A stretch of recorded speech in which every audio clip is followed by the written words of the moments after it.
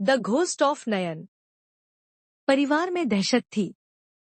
नयन गायब थी और सूजो की शादी शाओली नाम की एक रहस्यमय महिला से होने वाली थी। नयन का भाई मोइन और उसकी माँ सब चिंतित थे। मोइन, नयन गायब है और आप लोगों ने हमें इन्फॉर्म करना जरूरी नहीं समझा।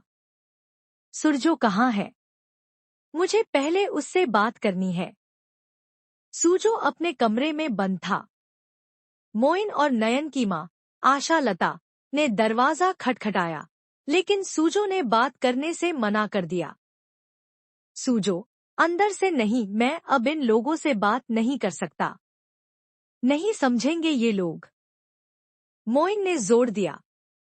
मोइन, नयन के भाई होने के नाते मुझे हक बनता है कि मैं जानूं कि उसके साथ क्या हुआ है। नयन कहाँ है सुरजो? सूजो आखिरकार दरवाजा खोलता है और बताता है कि वह नयन को खोजने की कोशिश कर रहा है। वह सिर्फ एक सुराग चाहता था कि शाओली नयन को कहाँ ले जा सकती है। इस बीच एक स्थान पर एक गुरुजी नयन को बचाने की कोशिश कर रहे थे, लेकिन उनकी हालत बद से बदतर होती जा रही थी। नयन की माँ परेशान होकर सूजो के घर पर बैठी अन्य महिलाओं से बात करने की कोशिश करती है। नयन की माँ, हम लोग प्लीज बैठकर बात करते हैं। आप लोग पूरी बात सुनेंगे तो?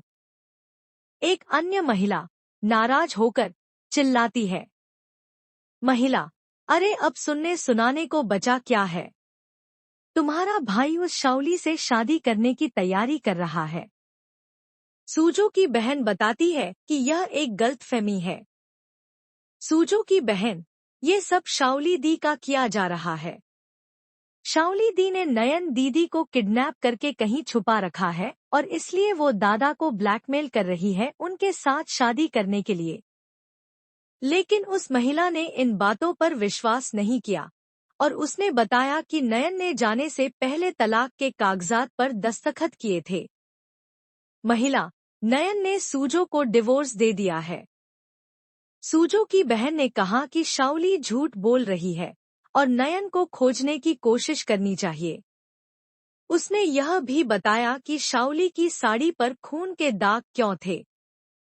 नयन की माँ आशा लता सूजो के कमरे में जाती है, जहां शाओली भी मौजूद है।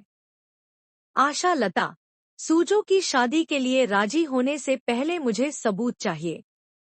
यही कि नयन जिंदा है, कि उसकी सांसें अभी तक चल रही हैं।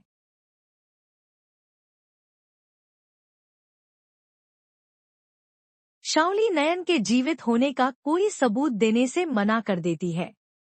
इस बीच नयन की माँ आशा लता, जो खुद को एक शक्तिशाली महिला साबित करती है, शाओली को चुनौती देती है। आशा लता, तुम सोच भी नहीं सकती कि आशा लता चीज क्या है। मेरे बारे में जानना है ना तो माला से पूछ लो। जब तक इस बात का सबूत नहीं मिल जाता कि नयन जिंदा है, शादी भी नहीं होगी। गुरुजी ने नारियल फोड़ा, जो काला और सफेद दोनों निकला, जिसका मतलब था कि नयन की जान तो बच जाएगी पर जीवन पहले जैसा नहीं रहेगा। उन्होंने राख और बेलपत्र का उपयोग करके नयन को बचाने की कोशिश की। नयन होश में आती है और मोना से पुलिस को फोन करने को कहती है।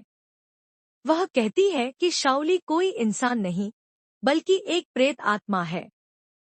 नयन, आप लोग समझ क्यों नहीं रहे हैं? पुलिस इंसानों को पकड़ती है, भूतों को नहीं। शाओली इंसान नहीं है, वो एक प्रेत आत्मा है। नयन की माँ पूरी तरह से परेशान, अंत में फैसला करती है। नयन की माँ, नहीं, जब तक नयन नहीं मिल जाती मैं इस घर के बाहर एक कदम भी नहीं रखूंगी।